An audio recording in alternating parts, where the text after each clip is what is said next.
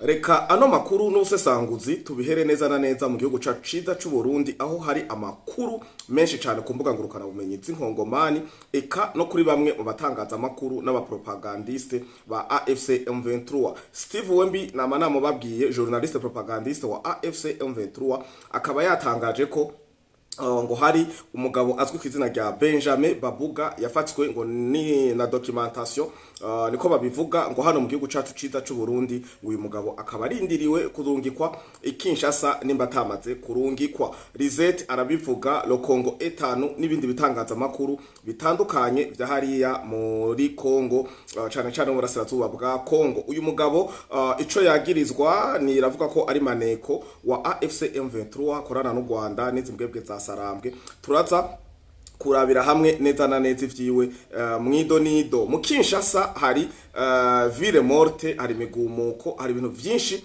biko birategurwa n'icitwa C64 C64 benshi barambajije eske ni Roberio nka M23 kuko kenshi umuntu ariko arumva ibi bintu by'indome acabona co bigamije murazi M23 kari mouvement du 23 mars. C64 naco ni giki? C64 ni coalition ya article 64 yo mwibwirizwa shingiro canke constitution y'igihugu ca Congo. Iyi nayo ngo niyo bisunze kugira bakreke citwa C64. Ndaza ndababwire ni bande barimwo bagamije iki kubera iki. Turagaruka kandi muri ano makuru n'ubusesanguzi bwo kuri uno munsi wa gatandatu aho AFC M23 yarayirukanye mu professeur yitwa Muhingo Muganda yahora ari recteur wa Université ya Goma. Ndaza ndababwira amabanga arimwo ico bamuhoye ni kubera ikibi bikozwe uku uye. Muri Warikare imigwano yarabandanyije iba ekaso Warikare mu rasanzwe bwa Kongo mu duce tugenda dutandukanye. Imigwano ntiyahagaze iri ku mvuduko udasanzwe ariko harayandi mabanga ari muri Rubaya n'amakete n'ibisabwa na Paul Kagame kugira intambara ihagarare burundu. Akanya kadukundiye turaza tubigereko ariko muri Warikare twagomba tubamenyeshe ko imigwano yari maze iminsi rikiraba byarangiye. Wazalendo FRDC birukanye izimbwebwe za Sarambwe RDF AFC M23 Redi Tabara twigwaneho mu duce tugenda dutandukanye nka Misambo. Aha naho akaba hafatiwe ibigwanisho vyinshi eka n'imbwebwe za Sarambwe nyinshi. Reka rero tugaruke mwido nido inyuma ya kano karuhuko.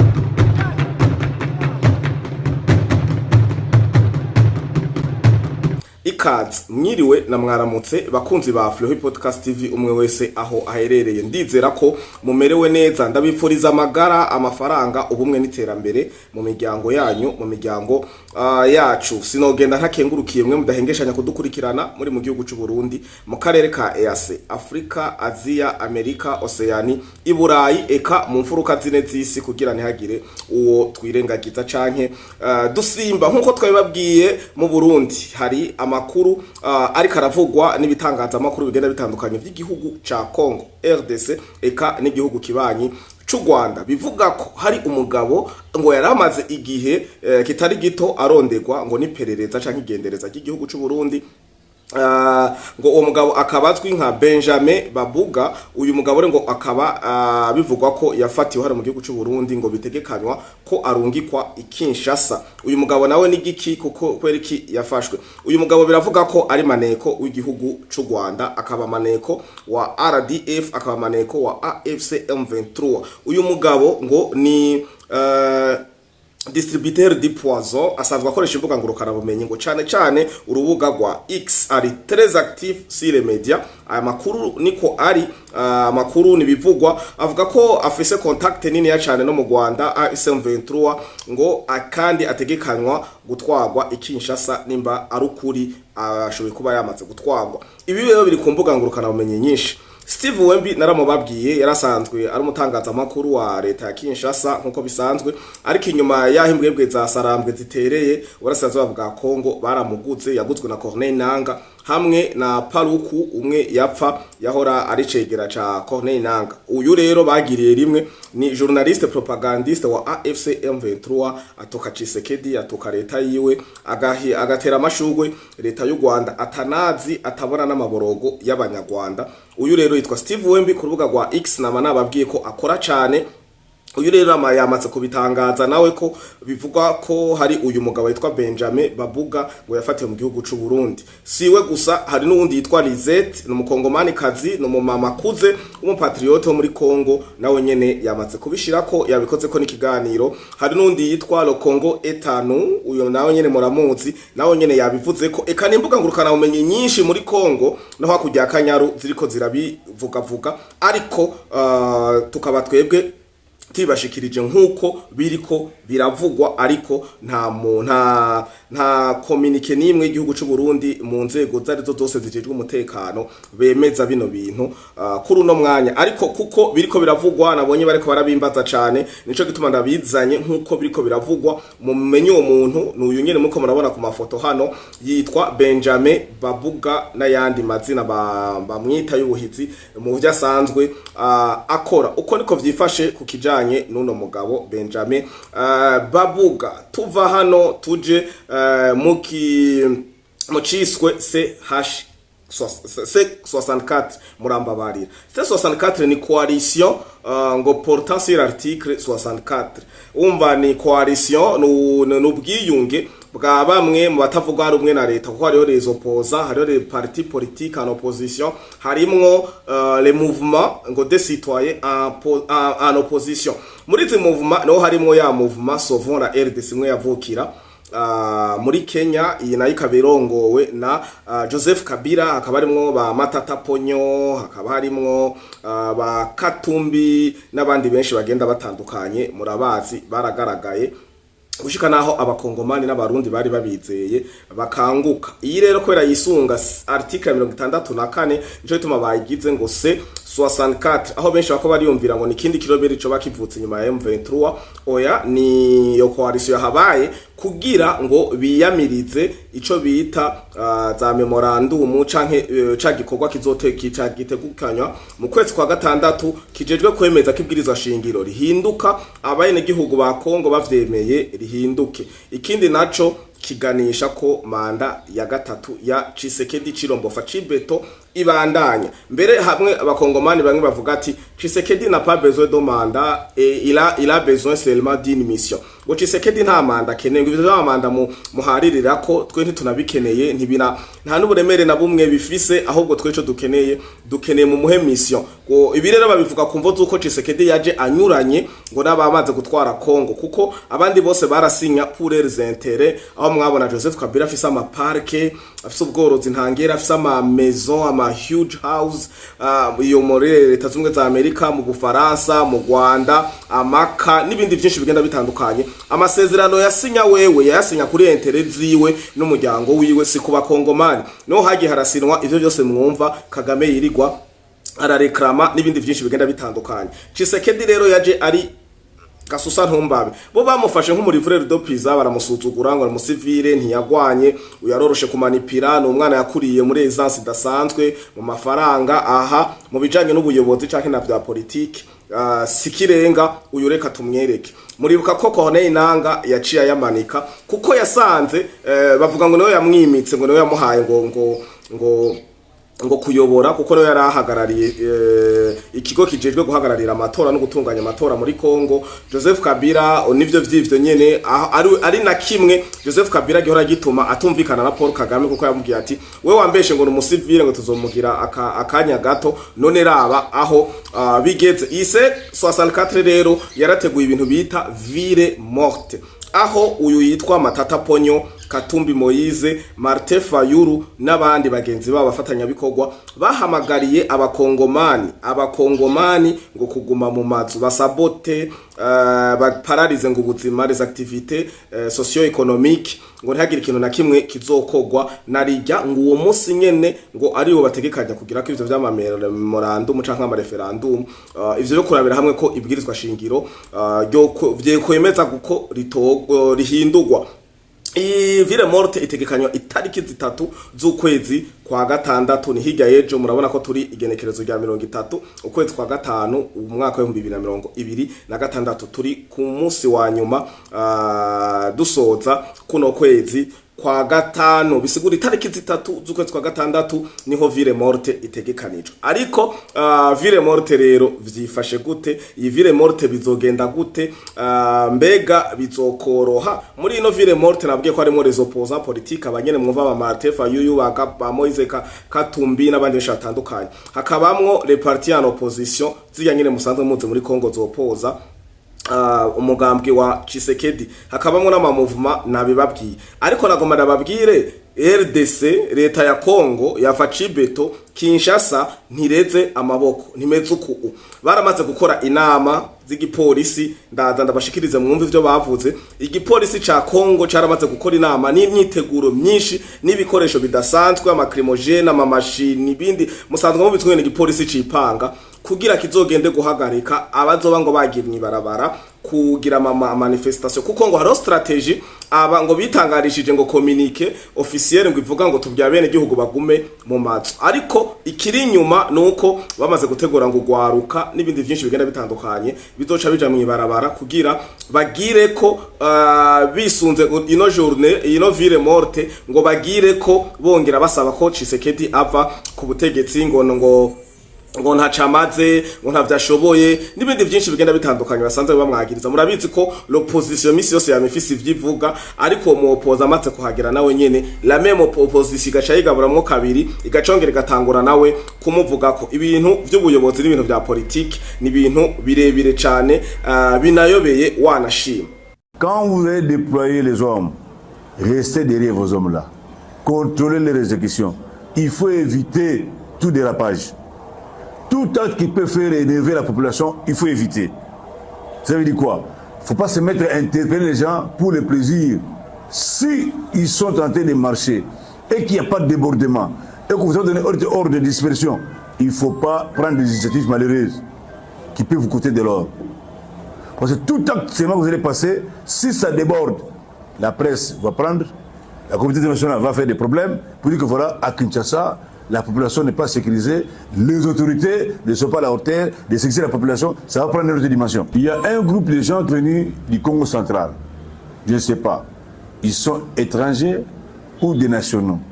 Des nationaux de quelle tribu, de quelle province, entre guillemets, mais venus du Congo central, avec la seule mission de déstabiliser la sécurité à Kinshasa.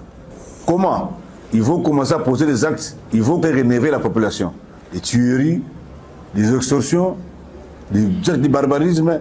Donc vous devez être à mesure. Arrêter ces gens-là, les décourager, ils les peu de manches, multiplier les actions. Donc la présence des policiers dans des lieux de forte concentration humaine, dans des lieux où il y a des manifestations, vous devez être là. Appelez ou ne pas appeler, vous devez être là. Tuva Kinshasa rero tugaruke muri Walikare aho imigwano yari maze Misiri ikiraba cyane mu gace bitwa Misambo aho ihuza AFC M23 na Wazalendo FRDC afatanya bikorwa babo byarangiye ku nsinzi ya FRDC Wazalendo aho bakubise zino mbwebwe za Sarambwe barazicucuma barazinoza muri Misambo birangira higaruriwe canke hasubiye mu maboko ya Wazalendo na FRDC kuva kwigenekerezo rya 29 mu bucagucagu bugana buza kuri uno munsi. Ibi niho byabaye mu nyuma y'imisi itatu kuva itariki ya 28-29 kugana mu bucagucagu mu bukerera bwo kuri uno munsi. Imigwano yari maze imisi kirabera aho hitwa Misambo ariko byarangiye kuri victoire ya Wazalendo FARDC. Uko niko vyifashe amakuru mbere dukura ku mirongo y'urugamba muri Walikare nyene muri Misambo avuga ko mbwebwe za Sarambwe zigera kuri 5 zabaye neutralize n'ibigwanisho bari basanzwe bariko barakoresha harimo za PKM n'ama AK 47 izi nazo kaba zitwi ku izina rya Kalashnikov. Nkuko twababwiye rero mu ntangamarara uwitwa Professeur Muhindo Muganda AFC M23 yaraye imuhagarikiye imirimo, yaraye imukatiye imuzimirije buji, imuzimirije aho akura agakembe n'utwema. Vyifashe gute?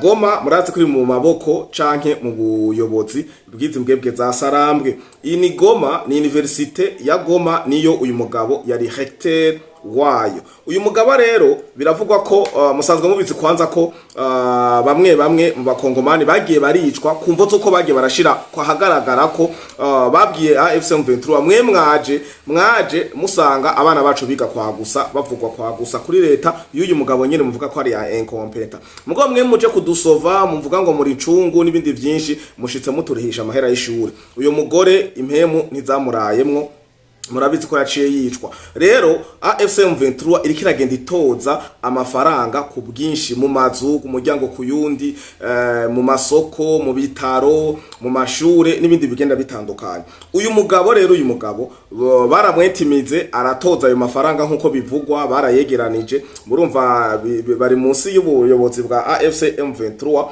Hanyuma hageze ko yatanga ayo mafaranga, umutima urakubita, arabazana bagenzi bavuga ati wapi twoba duhemutse, uku ni nko gufinansa. Baricaye baravuga ati aya mafaranga ya naho intambara yohera bakazoza bakumva canke bakabona ko twahaye amafaranga AFC M23, bazobona ko universite ya Goma ya finansa imbwebwe za Sarambwe. Uyu mugabo aca aranyika. Mwikete bamwandikiye nkuko mubibona, Mikete bamwandikiye banditse bamwagiriza ibintu bigera kuri bitatu. Ivyo bamwagiriza icambere ni ngo absence prolongée du service sans autorisation. Ngo uwo mugabo umurecteur yarasivye ngo imisi myinshi ku kazi kuri universite ataruhusha yasavye. Ni kwari gusiba, nico gitonda babwiye ko bo bavyise absence mu mvugo ya diplomasi, ariko umugabo yarahunze ntibaza hari ahungana nayo mafaranga bari bipfuza. Ikindi ca kabiri banditse mu vyo bamuhora ngo violation de prescription légale. Uravyumva? Ica gatatu refus de donner des éclaircissements.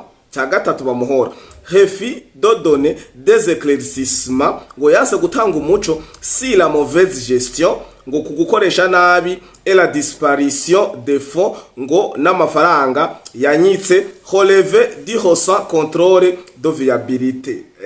Nivyo ndi nababwira ko uyu mugabo ntibamukuye kumvo zuko adashoboye, ari incompetari, inapte n'ibindi vyinshi. No, bamukuye kumvo zuko yase kubaha mula, yase kubaha mani, yarakwepesheje amafaranga bari bagize collect, bica birangira uyu mugabo AFC M23 imurondeye iramubura, imaze kumubura kubimaramare vyinshi kugira kumbore niyo yagenda agatanga ibiganiro ku ma media canka akatanga amatemwanyaje. AFC M23 ntimaramare ntiyambara ibara, bace bamwitangaje asora communique avuga ati turakwirukanye, tu es révoqué de tes fonctions, kugira ahazogenda hose avuga ati twari twarabibabwiye ni gisuma, yakoresheje amafaranga nabi n'ibindi byinshi bigenda bitandukanye. Ariko no mugabo yabaye intwari, uburyo bwose bwari kuri universite hasigaye tumenye ko yabutwaye muri leta ya Tshisekedi canke naho nyene yarabwikoze karihungira. Ariko nimwumve ko uno mugabo icazira na mafaranga yegeranije, kuko AFC M23 iri kiregeranya amafaranga